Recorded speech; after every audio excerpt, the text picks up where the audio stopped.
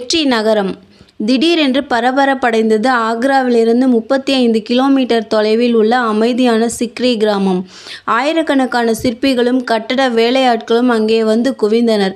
நூற்றுக்கணக்கில் கட்டடக் கலைஞர்கள் வந்து சேர்ந்தனர். அக்பரின் நேரடியான மேற்பார்வையில் ஒரு வித்தியாசமான அழகுமிக்க புதிய தலைநகரம் சிக்ரியில் பிரம்மாண்டமாக உருப்பெற்றது.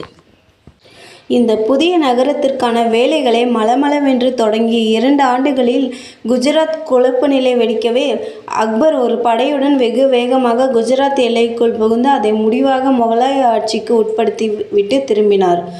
குஜராத் வெற்றியை கொண்டாடும் வகையில் புதிய தலைநகருக்கு ஃபதேபூர் வெற்றி நகரம் என்று பெயரிட்டார் பாதுஷா. வளம் பொருந்திய குஜராத் மாநிலம் முகலாய சாம்ராஜ்யத்தின் நிதி நிலைமையை பல மடங்கு பெருக்கியது. அக்பரின் பிரதம அமைச்சரான தோடர்மால் குஜராத்தில் தங்கி நிலங்களை அளந்து பங்கிட்டு வரிகளை நிர்ணயித்ததன் மூலம் தொடர்ந்து ஆண்டுதோறும் 50 லட்சம் ரூபாய்க்கு குறையாமல் கஜானாவிற்கு வரவு. புதிய தலைநகரம் வேகமாக கட்டி முடிக்கப்படுவதற்கு குஜராத்திலிருந்து மூட்டை மூட்டையாக வந்த பணம் பெரிதும் பயன்பட்டிருக்க வேண்டும். ஆக்ராவிற்கு 10 கிலோமீட்டர் தொலைவில் ஒரு உல்லாச நகரம் ஒன்றையும் கட்டினார் அக்பர் என்று வரலாற்று குறிப்புகள் தெரிவிக்கின்றன. அங்கே உருவான அக்பரின் மாளிகையை ஒட்டி ஒரு விளையாட்டு அரங்கம் இருந்ததாகவும், அதில் யுத்தம், போலோ, குதிரை மீது அமர்ந்த ஹாக்கி போன்ற விளையாட்டுகள் மன்னர் நடத்தியதாக கூறப்படுகிறது. போலோ விளையாட்டில் குதிரைகளின் கழுத்து பகுதியில் நீண்ட மரக்கட்டையில் தீப்பந்தங்களை இணைத்து ஃப்ளட் லைட் மேட்ச், இரவு நேர போலோ போட்டியையும் அக்பர் நடத்தியதுண்டு. நாகர்சின் என்று அழைக்கப்பட்ட அந்த உல்லாச நகரம் இறந்ததற்கான சுவடே இன்று இல்லை. பிற்பாடு ஜஹாங்கீர், ஷாஜஹான் கட்டிய கோட்டைகளுக்காக நாகர்சின் அரண்மனை அக்குவேராக ஆணிவேராக பிரித்தெடுக்கப்பட்டிருக்க வேண்டும்.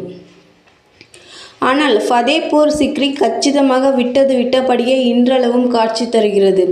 இந்த தலைநகரம் உருவாகும் முன்பு இடத்தை பார்வையிட வந்த அக்பர் மகான் சலீம் சிஸ்டியின் ஆசி பெற சென்றபோது அந்த ஞானி தன் குடிலிற்கு வெளியே ஒரு பாறையில் அமர்ந்ததாகவும், அதை கண்ட அக்பர் முழு அரண்மனையும் ரெட் சாண்ட் ஸ்டோன் என்று அழைக்கப்படும் அந்த வகை பாறைகளை உபயோகித்து கட்ட முடிவெடுத்ததாகவும் கேள்வி.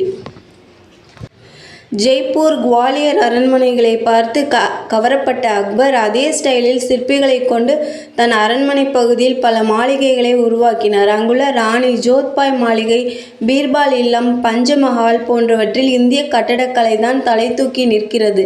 இங்குள்ள திவானிகாஸ் மாளிகையில்தான் அக்பர் தினம்தோறும் தர்பார் நடத்துவது வழக்கம்.